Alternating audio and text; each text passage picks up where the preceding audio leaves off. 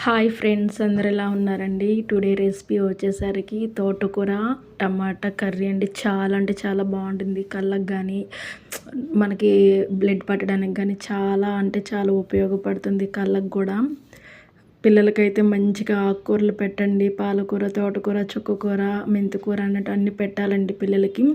నేను ఇప్పుడు చూడండి, నేను శుభ్రంగా కడిగేసుకొని తోటకూర వేసేసుకున్నాను. దాంట్లో ఒక 3 నుంచి 4 పచ్చిమిరపకాయలు కట్ చేసి వేసుకున్నాను.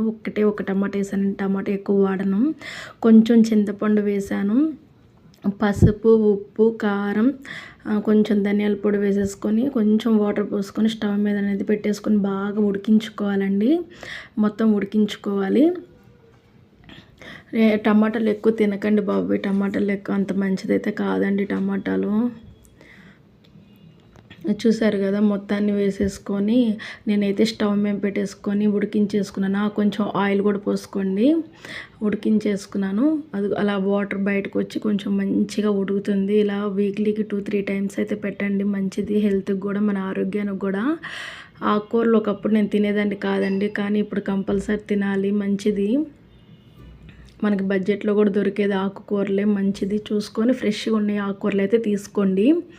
అయితే చూసారు కదా, మొత్తం దగ్గరికి అయిపోయి ఎంత కూర అయిందో. నేను ఇందాకేమో డేక్షా నిండు ఉంది, ఇప్పుడు చూడండి ఎంత వచ్చిందో.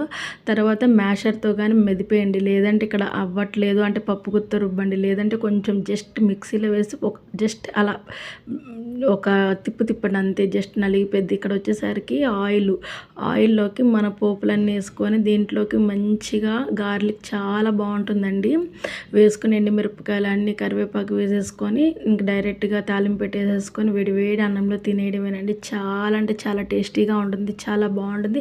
పిల్లలు కూడా ఇష్టంగా తింటారు. లాస్ట్లో చూడండి, మా పిల్లలు కూడా తినేది కూడా నేను చూపించాను. చాలా ఇష్టంగా అయితే తిన్నారు.